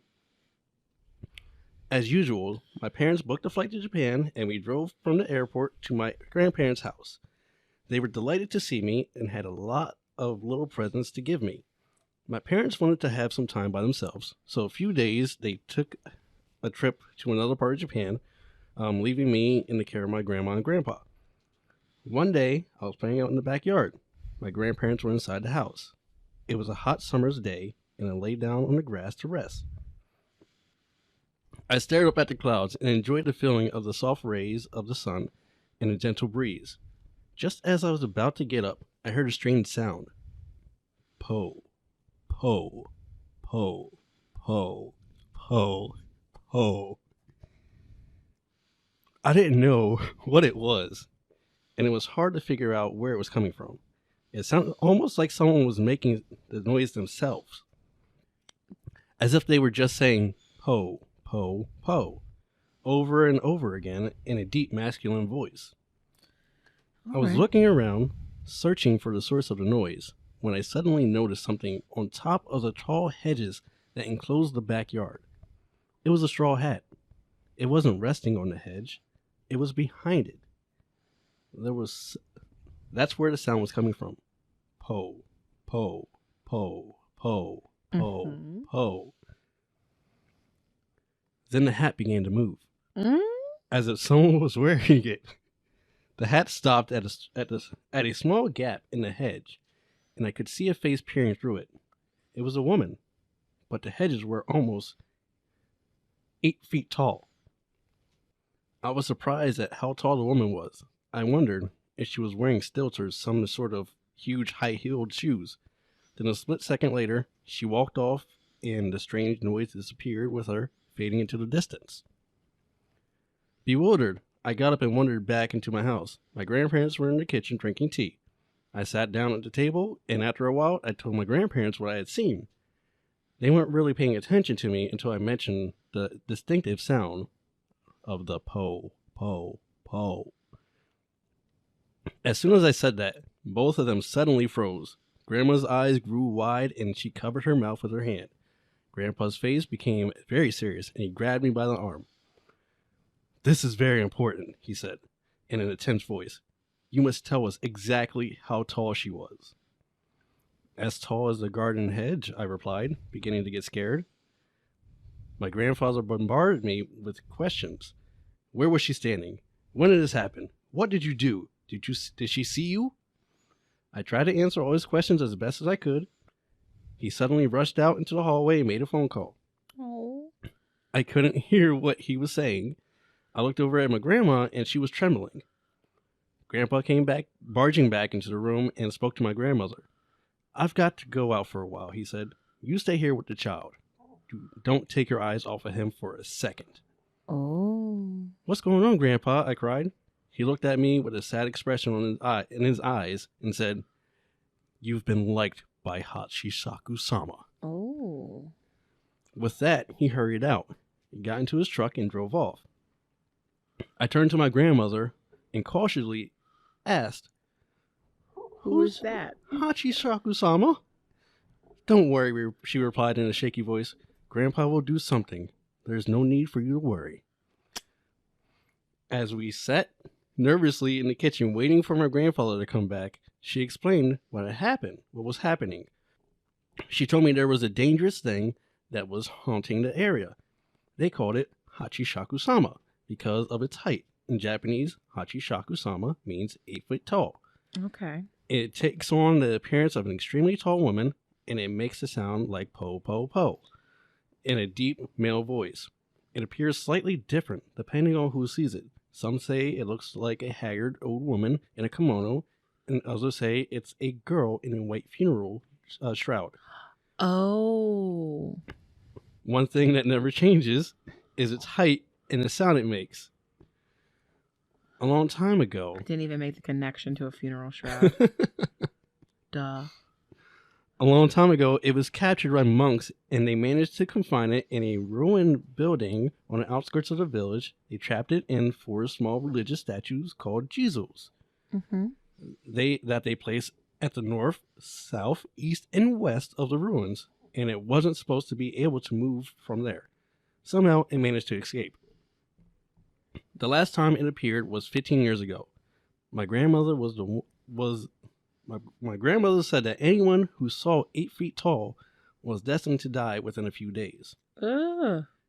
It all sounded so crazy. I wasn't sure what to believe. When Grandpa came back, there was an old woman with him. She introduced herself as Kei-san and handed me a small crumpled piece of parchment saying, "Here, take this and hold it." Then she and Grandpa went upstairs to do something. I was left alone in the kitchen with my grandmother again. I needed to go to the toilet. Granny followed me to the bathroom and wouldn't let me shut the door. Oh, this is serious. Yeah. I was beginning to get really frightened by all this. After a while, Grandpa and Kei-san took me upstairs and brought me into my bedroom. The windows were covered in newspaper and lots of ancient runes that had been written on them. There were small bowls of salt in all 4 corners of the room, and a small Buddha figure placed at the center of the room on top of a wooden box. Okay. There was also a bright blue bucket. "What's the bucket for?" I asked. "That's for your pee and poo," Grandpa replied. "So you cannot leave that room." Oh, so this is like... Okay. Yeah. Kei-san sat me down on the bed and said, "Soon the sun will be setting, so listen carefully. You must stay in this room until tomorrow morning. You must not come out under any circumstances until 7 o'clock tomorrow morning. Your grandmother and your grandfather will not speak to you." Let me reread that. Your grandmother and your grandfather will not speak to you or call you until then. Remember, do not leave the room for any reason until then. I will let your parents know what's going on. Okay. She spoke in such a grave tone that all I could do was quietly nod my head. "You have to follow Kei-san's instructions to the letter," Grandpa told me, "and never let go of the parchment she gave you. And if anything happens, pray to Buddha and make sure you lock the door when we leave." They walked out into the hallway, and after saying goodbye to them, I closed the bedroom door and locked it. I turned on the TV and cried. I would just be in tears. I turned on the TV and tried to watch, but I was so nervous I felt sick to my stomach. Grandma had left some snacks and some rice balls for me, but I couldn't eat them. I felt like I was in prison. No, you've just been told you're being stalked by a supernatural being. I have to hold this piece of paper all night? Yes. I have to pee in a bucket? I don't want a rice ball. Oh my God. You're the best. Probably made some runes with blood all over the walls and stuff. It's not blood. That's a movie. That's a movie thing. Movies always do runes with blood. Yeah. Could just painted them. It's probably simple. So, where is it? I felt like I was in prison, and I was very depressed and scared. I laid down on the bed and waited. Before I knew it, I was asleep. When I woke up, it was just after 1 a.m. All of a sudden, I realized that something was tapping on the window. Tap, tap, tap, tap, tap. I felt the blood draining from my face, and my heart skipped a beat. I desperately tried to calm myself down, telling myself it was just the wind playing tricks or maybe the branches of a tree. I turned up the volume on the TV. I turned up the volume of the TV to drown out the tapping noise. Eventually, it stopped altogether. That was when I heard Grandpa calling me. "Are you okay in there?" he asked. "If you're scared, you don't have to stay in there all alone. I can come in and keep you company." It's got like powers like I smiled and rushed over to open the door, but then I stopped in my tracks. I had goosebumps all over my body. It sounded like Grandpa's voice, but somehow it was different. I couldn't tell what it was, but I just knew. "What are you doing?" Grandpa asked. "You can open the door now." Why can't you open the door, Grandpa? I glanced to my left and felt a chill, and a chill went down my spine. The salt in the bowls was slowly starting to turn black. What does that mean? Oh, hold on. I backed away from the door. My whole body was trembling with fear. I fell to my knees in front of the Buddha statue and clutched a piece of parchment tightly in my hand. I started desperately praying for help. "Please save me from Hachisaku-sama," I wailed. And then I heard the voice outside the door saying, "Po, po, po, po." It's just all up in the house. No rules. There's nothing that can stop her. It's just do what she wants. The tapping on the window started up again. I was overcome by fear, and I crouched there in front of the statue, half crying, half praying for the rest of the night. There we go. This makes sense now. I felt like it would never end, but eventually it was morning. The salt in the 4 bowls was pitch black. Oof. I checked my watch. It was 7:30 a.m. I cautiously opened the door. Grandma and Kei-san were standing outside waiting for me. When she saw my face, Grandma burst into tears. "I'm so glad you're still alive," she said. I went downstairs and was surprised to see my father and mother sitting in the kitchen. Grandpa came in and said, "Hurry up. We've got to get going." Oh, they went and bought tickets to Get Out. That's a good movie. I would have bought tickets to Get Out too. Gotta have one dad joke in the episode. That's all right. We went to the front door, and there was a large black van waiting in the driveway. Several men from the village were standing around it, pointing at me and whispering, "That's the boy." The van was a 9-seater, and they put me in the middle, surrounded by 8 men. Kei-san was in the driver's seat. The man on my left looked down at me and said, "You've got yourself in quite a spot of trouble. I know you're probably worried. Just keep your head down and your eyes shut. We can't see it, but you can. Don't open your eyes until we've got you out of here safely." He opens his eyes, doesn't he? Grandpa drove in front of my dad's car. Grandpa drove in front, and my dad's car was following behind. When everyone was ready, Our little convoy started moving. We were going fairly slow, around 20 kilometers, or maybe less. After a while, Kei-san said, "This is where it gets hard," and started muttering a prayer under her breath. That's when I heard the voice. Po, po, po. I clutched the parchment Kei-san had given me tightly in my hand. I kept my head down, but I peeked outside. I saw a white dress fluttering in the breeze. It was moving alongside the van, along with the van. It was Hachishaku-sama. She was outside the window, but she was keeping pace with us. Oh. Then suddenly she bent down and peered into the van. "No!" I gasped.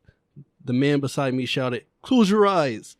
I immediately shut my eyes as hard as I could and tightened my grip on the piece of parchment. Then the tapping began. Tap, tap, tap, tap, tap. The voice became louder. Po, po, po, po. There was tapping on the windows all around us. All the men in the van were startled on the my goodness, hold on.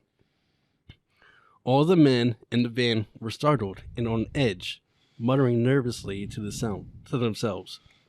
They couldn't see 8 feet tall, and they couldn't hear her voice, but they could hear her tapping on the windows. Kei-san started praying louder and louder until she was almost shouting. The tension inside the van was unbearable. Mm-hmm. After a while, the tapping stopped and the voice disappeared. Kei-san looked back at us and said, "I think we're safe now." All the men around me breathed a sigh of relief. Yeah, okay. The van pulled over to the side of the road and the men got out. They transferred me to my dad's car. My mother held me close and tears were running down her cheeks. Grandpa and my father bowed to the men and they went on their way. Kei-san came to the window and asked me to show her the piece of parchment she had given me. When I opened my hand, I saw that it had gone completely black. "I think you will be okay now," she said. "But just to be sure, hold on to this for a while." She handed me a new piece of parchment. After that, we drove straight to the airport and Grandpa saw us safely on the plane. When we took off, my parents breathed a sigh of relief. My father told me he had heard about 8 feet tall before. Years ago, his friend had been liked by her. The boy disappeared and was never seen again. My father said that there were other people who had been liked by her and lived to tell about it. They all had to leave Japan and settle down in foreign countries. They were never able to go back to their homeland. She always chooses children as her victims. They say it's because children are dependent on their parents and family members. This makes them easier to deceive when she poses as their relatives. He said the men in the van were all blood relatives of mine, and that's why they had been sitting all around me and why my father and Grandpa had been driving in front and in back. It was all done to try and confuse Hachishaku-sama. It took a while to contact everybody and get them all together, so that was why I had to be confined in my room all night. He told me that one of the little Jesus statues, the ones that were meant to keep her trapped, had been broken, and that's how she escaped. It gave me the chills. I was glad when we finally got back home. All this happened to me 10 years ago. I haven't seen my grandparents since then. I haven't been able to so much as set foot in the country. Afterwards, I would call them every few weeks and talk to them on the phone. Over the years, I tried to convince myself that it was an urban legend and everything that happened was just some elaborate prank. But sometimes, I'm not so sure. My grandfather died 2 years ago. When he was sick, he wouldn't allow me to visit him, and he left strict instructions in his will that I wasn't to attend his funeral. It was all very sad. My grandmother called a few days ago. She said that she had been diagnosed with cancer. She missed me terribly and wanted to see me one last time before she died. "Are you sure, Grandma?" I asked. "Is it safe?" "It's been 10 years, she said. All that happened a long time ago. It's all forgotten. You're all grown up now. I'm sure there won't be a problem. But Are the statues back up, Grandma? Did you call the monks? what about Hachishaku-sama? I said. For a moment, there was silence on the other end of the phone. Grandma don't care about you at all. Then I heard a deep masculine voice saying, "Po, po, po, po." Oh. The end. Nice. Now, I found this story on websites called Scary for Kids. That's hilarious. I just like underneath the Japanese urban legends section. Cool. Yeah. And it doesn't have. I don't think it has a credit. No, just It doesn't help that this is like one of the windiest nights. I know, right? And the wind is literally shaking the windows. It's like someone's tapping at your window. I know. Well, it's a good thing you didn't see a tall 8-foot. Well, thank goodness woman, I'm right? up much higher than 8 feet right now. This is true. I mean, she could float, probably. She better Look on your not face. float. We all float down here.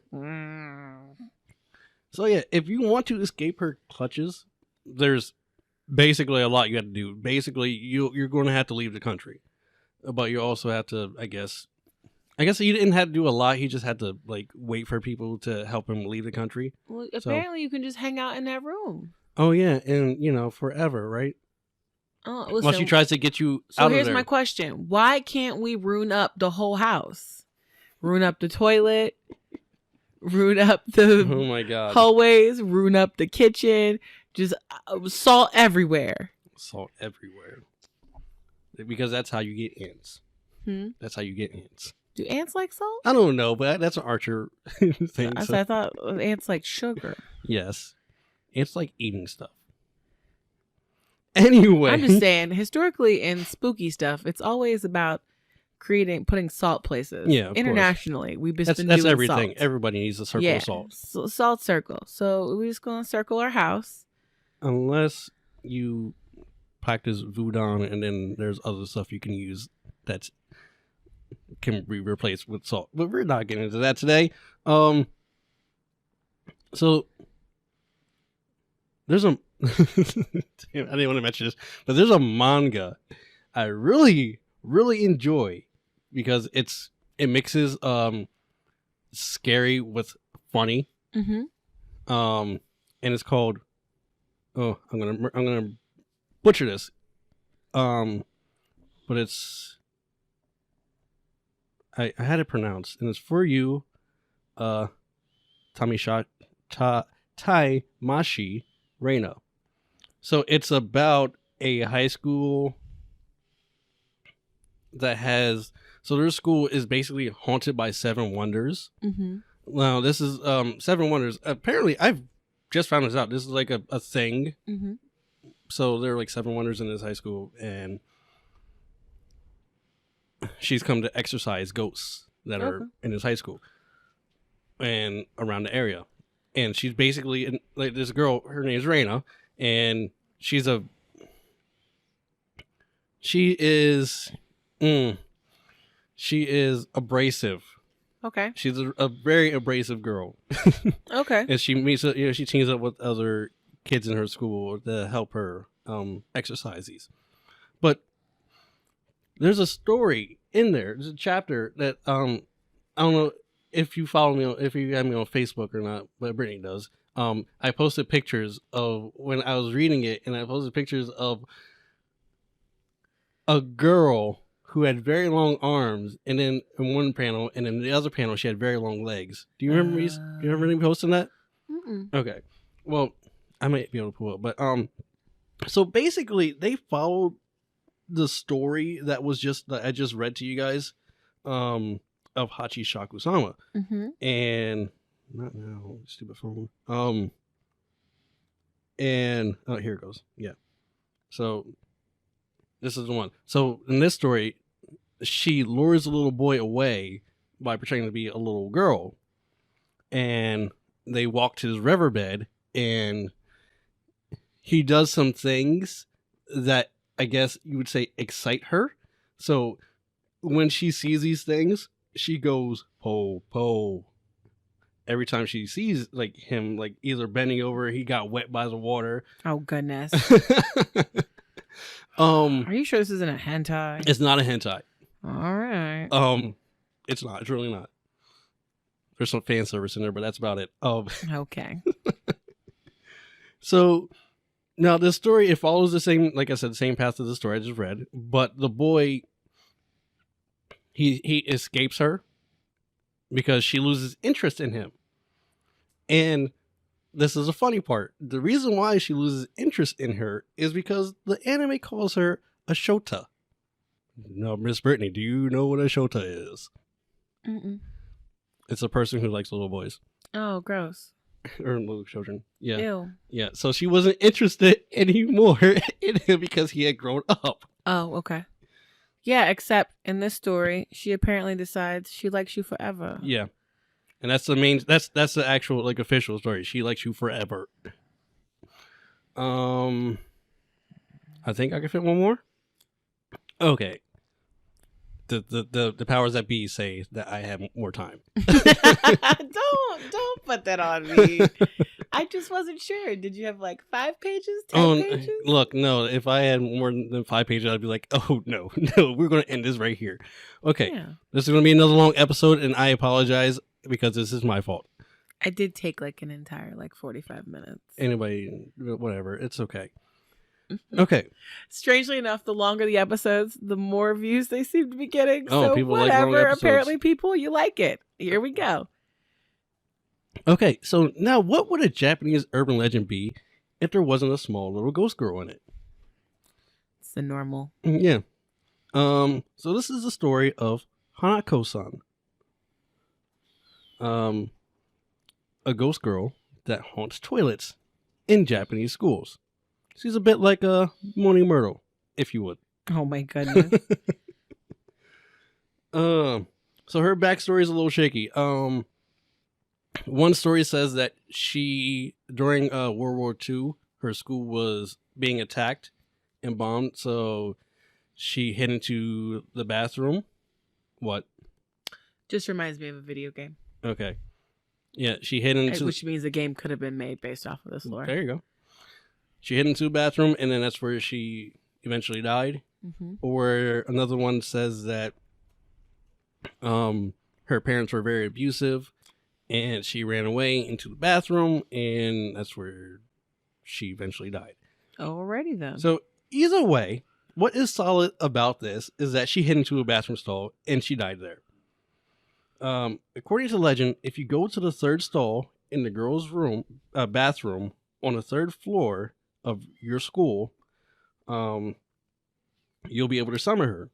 Now, if you knock 3 times on her stall, you can summon her by saying, "Are you there, Hanako-san?"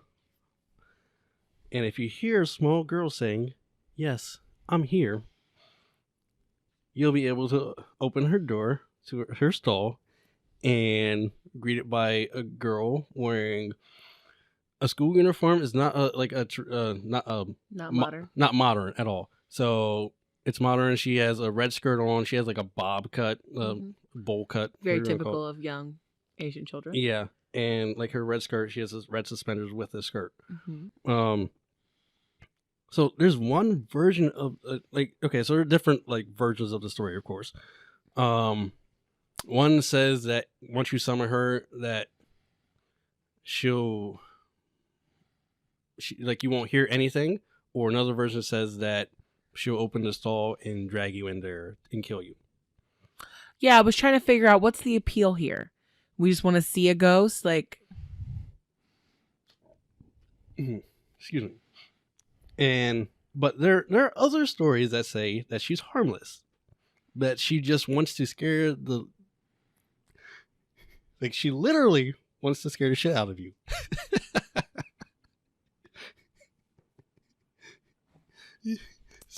Don't judge me. Okay. So I think the worst one I saw was that she gave someone a swirly. She stuck someone's head into the toilet. She's a ghost bully. Yeah. So she's been known to scream, bang stall doors, whatever to scare someone.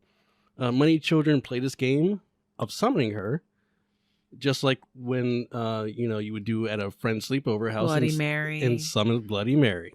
Candyman. Yep.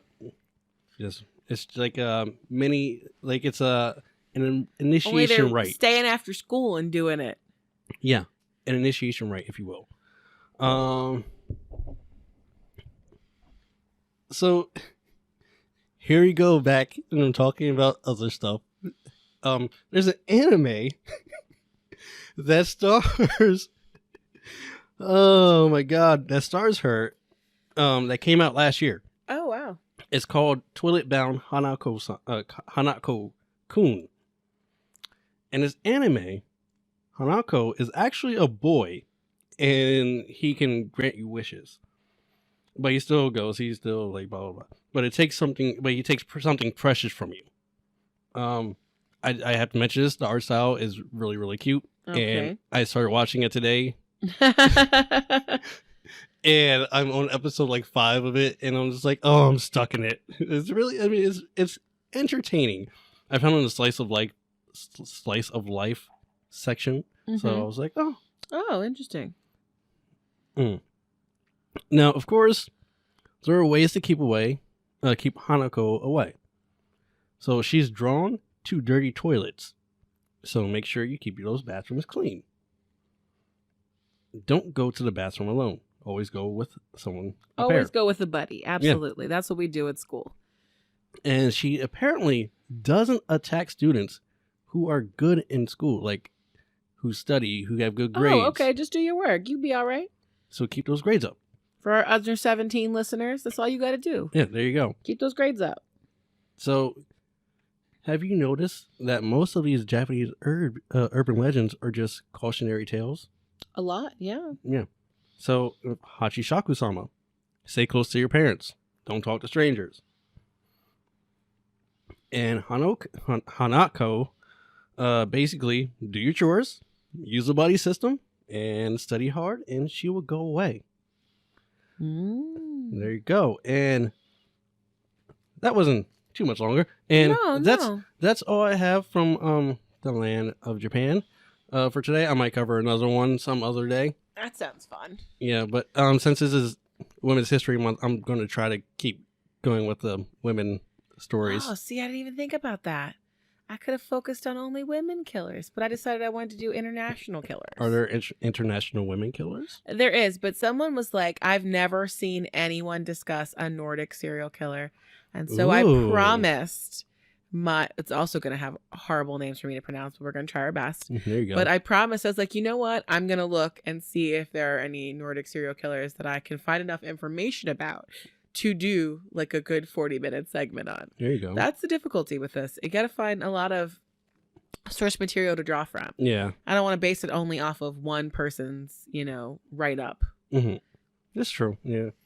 I try not to as well. But yeah, so that was our night. We discussed Ivan Milat and his very weird connection with his siblings, as well as a need to murder hitchhikers. Yeah. We talked about whether we are part of the problem. I still think, like, you're going to get blamed anyway. Like, oh, absolutely. Like, you have to, like, we don't have to report on this stuff, like, but it's not solely like the reporter's fault either. Like if you look at the news, you see it in the news. Like, I think there's just a group, like, conscious discussion of, honestly, as humans, we love to discuss that which we find to be grotesque and weird. And I mean, I do get that serial killers, like, some of them do this for the attention too, and. Well, apparently, according to the study that I used for a couple of my TikTok videos, it's from Radford University in 2016. Very few actually do it only for attention. The majority of them are people who feel like a need to kill and they find enjoyment in it. Oh. The second highest one was financial. Oh, that makes sense. So, but that's frightening. Yeah. That there's nearly 1,000 people who've lived in this country who murdered people purely for sport. Dangerous game. Yeah. But yeah, I'd like to say thank you to anybody who has supported the podcast. So many more people have come to us. Also, thank you for supporting our sponsors. That's Anchor.fm, The Magic Clasp. And we're just always looking for more sponsors if you happen to be somebody who's interested. Oh, yeah, of course. Definitely. And yeah, thank you for everybody that's been listening. All the new listeners. Yes. Thank you guys. And make sure if you're listening to us on Apple to rate and review if you like the podcast. Oh, absolutely. We would love to hear just honestly anything about what you think about it. If there are people you want to hear us talk about or anything that you feel like other people haven't talked about yet, and you're like, hey, no one's brought this up, leave us a voicemail, Anchor.fm/WhenKillersGetCaught. Leave us a message. We will listen to it. Absolutely. And if it's something interesting, I'll credit you further down the line. There you go. And then if you don't want to speak, you can also send us an email at cultpodcast@gmail.com. Yeah, and that's it. Thanks once again for being a listener, and I hope you have a spooky night. Bye, guys.